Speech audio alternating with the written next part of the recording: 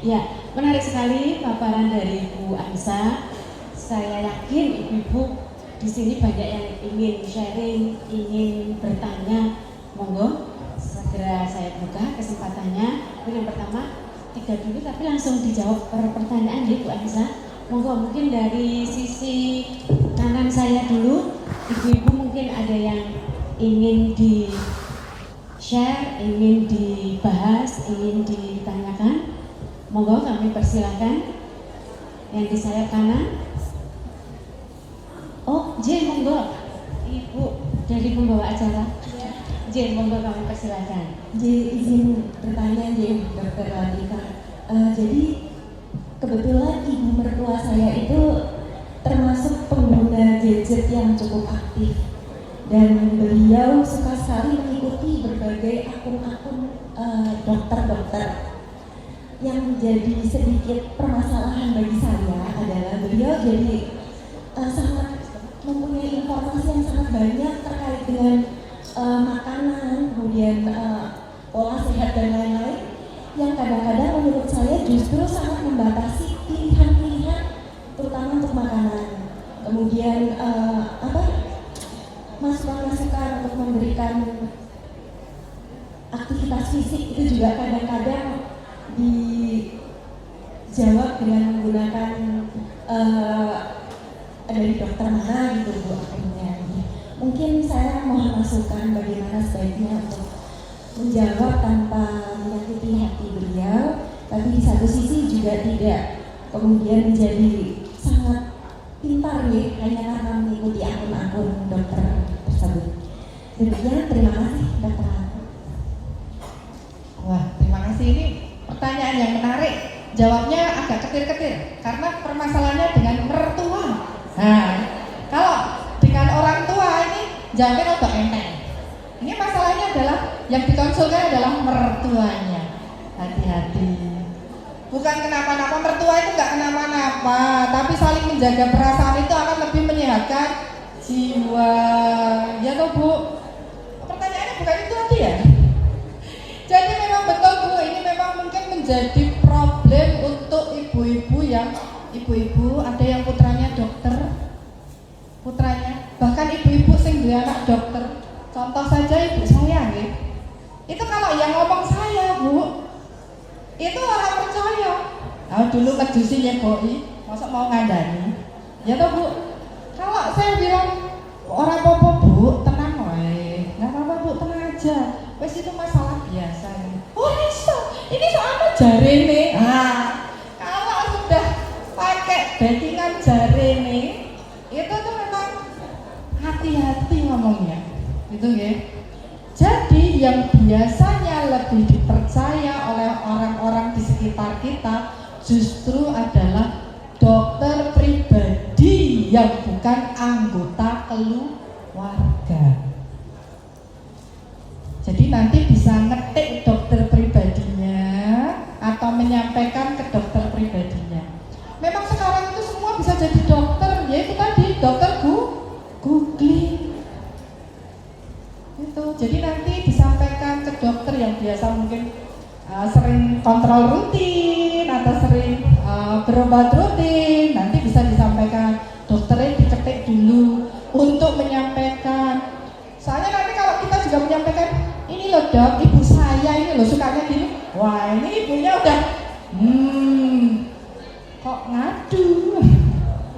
Enggak, tapi nanti biar dokternya menyampaikan, dokter pribadinya yang menyampaikan secara langsung. Kalau dari dokter pribadi atau orang lain yang dianggap lebih tahu, pasti akan lebih nurut.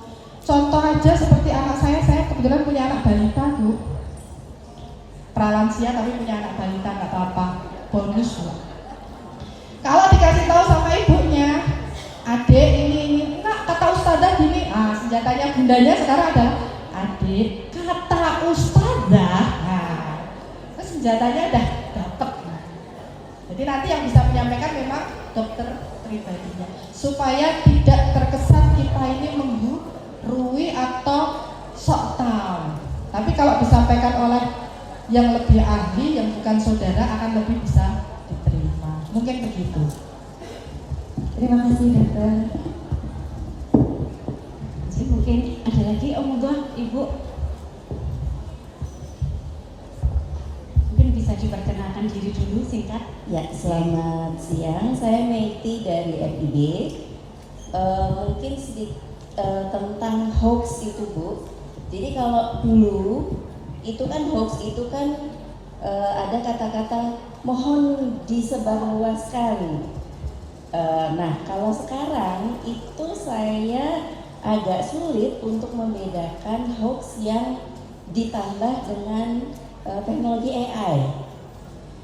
Jadi visualnya sangat menarik, kemudian juga ya pokoknya dibantu dengan visual begitu. Nah, padahal mungkin pesannya itu ya hoax itu gitu. Nah, jadi ada nggak ya kira-kira gimana caranya kalau biar kita tahu bahwa atau misalnya juga kalau yang sekarang itu banyak iklan-iklan juga pakai AI.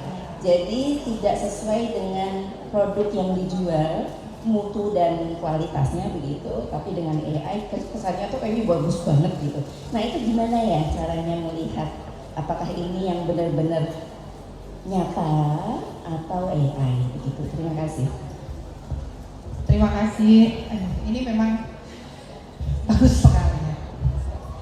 Jadi AI itu ternyata memberikan banyak manfaat, tapi ternyata juga memberikan banyak kebingungan. Ibu, salah satu contoh yang di depan, foto saya AI, Bu. Fotonya masih menik-menik ya, Bu ya. Saya sendiri yang lihat, loh, kok aku jadi menik-menik ya? Jadi menik-menik, jadi tambah muda 10 tahun. Ya, ini adalah, karena saya merasa, kok kayaknya nggak tahu foto nganggo jas, jadi pakai jas. Ternyata sangat mirip sekali. Ini dibuatkan, terus dipilih. Kita sendiri yang milih. Wah, ini apa ini? Jadi hoax itu memang kita lihat dulu sumbernya. Siapa yang menyampaikan? Kemudian apa isinya? Konteksnya itu apa? Kalau sesuatu yang memang tidak masuk akal atau sesuatu yang kita pertama adalah mengamankan diri kita sendiri dulu, mengamankan keluarga juga. Jadi kayak sekiranya apa yang disampaikan membahayakan diri kita, ya jangan. Karena memang sekarang berita atau apapun yang disampaikan bisa melalui AI, dari AI itu memang kelihatan nyata sekali. Bagaimana kita bisa tahu itu AI atau bukan? Memang itu butuh kejelian, apakah ini AI atau tidak. Karena nanti memang pakar teknologi pun yang nanti akan menentukan apakah ini olahan AI atau tidak ketika itu menjadi suatu kriminalitas gitu. Tapi kita mengambil mana yang tidak membahayakan diri kita. Ada informasi yang bagus bisa kita ambil, tapi kalau sekiranya memang tidak bagus atau membahayakan, jangan kita ambil. Kemudian kalau dengan iklan yang AI, nah iklan itu memang menunjukkan yang bagus. Nggak usah pakai AI aja kalau yang namanya iklan, Bu. Iklan nawake barang, nawake produk, itu nggak usah pakai AI. Dulu itu pasti pakai, kalau iklan kecantikan ya pakai model pasti yang cantik. Nanti kalau pakai model atau sesuatu yang tidak menarik, ya nggak laku. Jadi tidak laku. Jadi memang sekarang pun sudah perkembangannya sudah menggunakan yang praktis, singkat, cepat dan bisa diterima. Seperti ini, Bu, ini bisa diterima ya, Bu ya. Foto saya jadi menik-menik ini bisa diterima ya, Bu. Begitu ketemu loh, kok menuk-menuk ya. Gitu. Jadi kita ambil mana yang bisa untuk kita dan tidak. Gitu nih. Jadi begitu ya ibu-ibu ya, AI sekarang semua dengan AI. Mungkin satu pertanyaan lagi masih bisa ya waktunya. Monggo kalau ya monggo kami persilakan.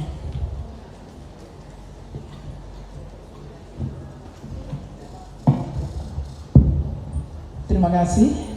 Saya Ibu Mawar dari Visipol. mau bertanya hal yang ringan yang mengenai diri saya sendiri. Jadi memang tidak bisa dipungkiri ya, yang namanya HP itu mulai dari balita sampai lansia, entah nanti usia berapa, itu memanfaatkannya, termasuk diri saya. Itu seolah-olah kalau tidak bawa HP, separuh jiwaku pergi gitu. Nah, sampai-sampai kalau menjelang tidur saya capek sekali itu ya, melihat HP, melihat tulisan dan sebagainya. Kemudian saya ganti dengan yang mendengarkan, sehingga saya tidak perlu melihat HP, tapi HP saya letakkan, saya mendengarkan apa yang saya suka, entah itu cerita, entah lagu, entah itu ngaji, begitu Dok. Sehingga sampai saya terlelap tidur, bangun-bangun, loh kok HP-ku masih nyala gitu. Nah, pertanyaan saya, apa itu nanti akan mempengaruhi, pertama mempengaruhi alat pendengaran saya atau kejiwaan saya yang mungkin sudah dibilang kecanduan begitu. Gimana Dok, seperti itu pertanyaan saya dua itu saja. Matur nuwun. Assalamualaikum warahmatullahi wabarakatuh. Memang sangat menarik ya. Ini kalau sekarang itu kalau HP masuk dalam diagnosis kategori kecanduan, semua bisa kecanduan, bisa menjadi DPO. Kecanduan, karena memang sekarang kita bisa membedakan bahwa handphone itu menjadi suatu kebutuhan atau menjadi suatu gangguan atau sebagai penghambat dalam aktivitas kita. Kalau menghambat dalam aktivitas kita, contohnya adalah ketika kita nonton streaming. Nah, streaming itu akan mengganggu, tapi bukan kemudian menjadi kecanduan. Kecanduan itu ketika kita terpapar setiap hari akan merasa nyaman, dan ketika tidak terpapar kita akan merasa gelisah. Kalau ibu tidak terpapar pun tidur nyenyak. Nah, jadi bisa jadi memang handphonenya adalah tidak, kemudian kecanduannya itu tidak, tetapi memang kebutuhan. Sekarang itu memang di samping tempat tidur, di nakas itu, samping itu, yang pokok itu adalah handphone dan charger. Nggak ada itu kita nggak nyenyak ya Bu ya. Kalau ada handphone dan charger, itu bangun tidur itu seger. Ya kan Bu? Kalau dulu kan buku atau tulisan-tulisan yang lain, sekarang dua itu, handphone dan charger. Kemudian kok bisa sampai ketiduran sampai ini? Nah, ini memang harus memberikan kesepakatan kepada diri sendiri. Ya, saya batasi waktu nonton saya sampai dengan jam. Karena kalau dituruti handphone itu tidak bikin ngantuk Bu seharusnya. Karena kecuali capek, kecuali memang mata ini sudah lelah akhirnya tidur. Tapi kalau mau diikuti menarik terus mau nonton, mau ini itu menarik dan kate terbangun itu ketiban HP-nya sendiri. Pluk, nah bangun lagi, tapi nonton lagi bukan tidur. Udah ketiban nggak pluk, dilanjutkan nonton, dilanjutkan scroll. Apalagi menanti 66 ya Bu, udah lewat ya 66. Gitu. Jadi bukan jadi membuat kesepakatan untuk diri sendiri. Nek wis jam segini, kayak kita menerapkan ke anak kita jam 9 handphone taruh di luar bobo. Tapi kalau anak minta ke ibunya kan nggak sopan, gitu ya. Paling terus tanya, Bu handphonenya dicas di luar. Nah, gitu kan lebih enak. Kalau handphone dicas di dalam, ya itu di kamar ada charger, wah itu tanda-tanda ini mau nonton handphone. Nah, sudah tahu mau habis baterainya, siapkan isi baterai. Membuat kesepakatan. Yang kedua memang kita membedakan bahwa bukan suatu kecanduan, tetapi kebutuhan yang dapat kita tentukan sendiri. Jadi kita bisa membatasi sendiri. Begitu J. Terima kasih Bu Anissa dan Ibu-ibu sekalian. Karena keterbatasan waktu, mungkin diskusi pada siang hari ini harus kita cukupkan sampai di sini. Oh, masih ada lagi? Waktu masih cukup Ibu? Cukup ya? Lagi? Ya, siap. Monggo Ibu. Mohon maaf.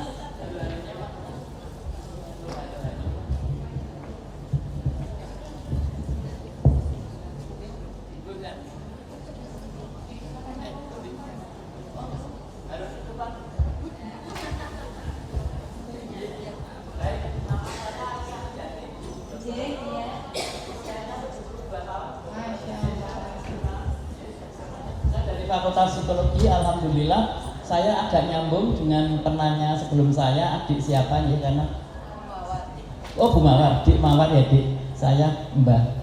Oh begini, sama dengan Jeng Mawar tadi, kalau saya itu dengan radio dokter, karena mata saya sudah tidak bisa melihat HP, meripat belabur, lah saya dengan radio, transistor kecil, batunya kecil-kecil 2, setiap hari saya sumek dari pagi sampai sore nggak pernah mati ya boros yang jenenge baterai. Namun saya takut kalau saya cocokkan ke listrik, ini kalau saya ajrih takut di telinga nanti apakah berpengaruh ke otak. Nah ini saya hanya mengoptimalkan auditori saya karena visual visionnya sudah nggak melihat. Itu nyuwun sewu itu bagaimana? Apa kados pundi dokter? Nggih, matur sembah nuwun. Assalamualaikum. Jadi memang menarik sekali ya. Radio masih ada ya Bu ya. Radio itu memang bagian paling menyenangkan untuk rengeng-rengeng. Kadang-kadang itu kemeresek aja masih tetap didengarkan. Ya Bu ya. Resek-resek. Justru kita itu nyaman dengan rengeng-rengengnya dan kemereseknya. Ya kan? Sampai malam, apalagi kalau malam itu kadang-kadang radio ada frekuensi khusus ketopraan. Nah ketopraan, zaman saya masih ngalami. Kalau sudah malam itu ketopraan, ternyata yang kita terima itu tidak ketopraannya tapi lenggang Jawanya. Ternyata alunan nadanya itu memang melenakan sehingga menjadi penghantar atau memulai untuk jatuh tidur. Kemudian apakah kemudian itu mempengaruhi dari telinga? Nah kalau didekatkan di telinga tentu saja akan berpengaruh karena sekencang apapun suara itu pasti akan mempengaruhi telinga. Tapi kemudian kalau frekuensinya atau radiasinya itu tentu saja punya batas. Kalau tentang pengaruhnya seperti apa, nanti kemudian mengakibatkan apa, dokter THT yang akan lebih tahu. Gitu. Nggih. Cekap nggih Bu. Matur suwun. Nggih, terima kasih.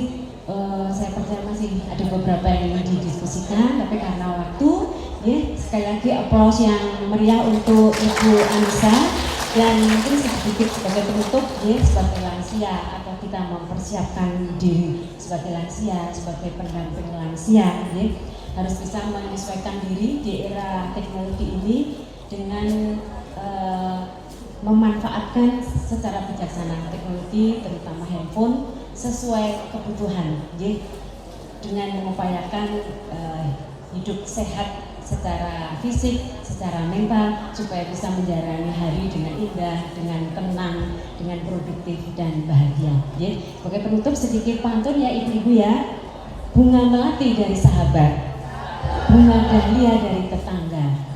Semoga materi hari ini bermanfaat dan semoga kita bisa bertemu di acara selanjutnya. Akhir kata, mohon maaf apabila ada kesalahan. Wassalamualaikum warahmatullahi wabarakatuh. Acara saya kembalikan kepada pembawa acara.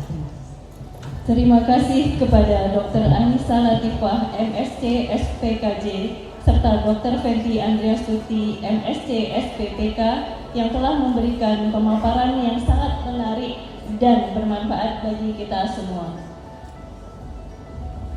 Kita lanjutkan dengan penyerahan sertifikat kepada narasumber dan moderator. Kami mohon perkenan Ibu Nur Anissa Rahmawati untuk menyerahkannya. Kepada Ibu dipersilakan.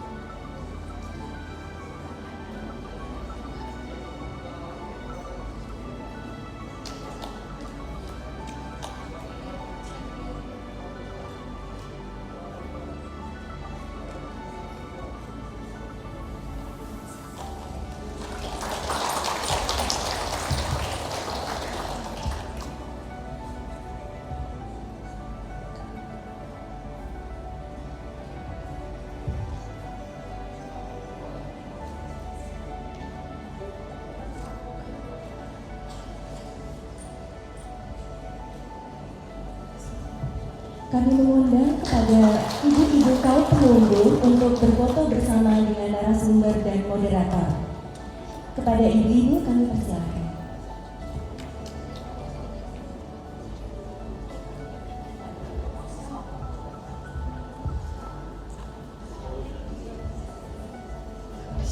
Kepada Ibu Tanti dan Ibu Weda bisa turut menyertai sesi foto ini.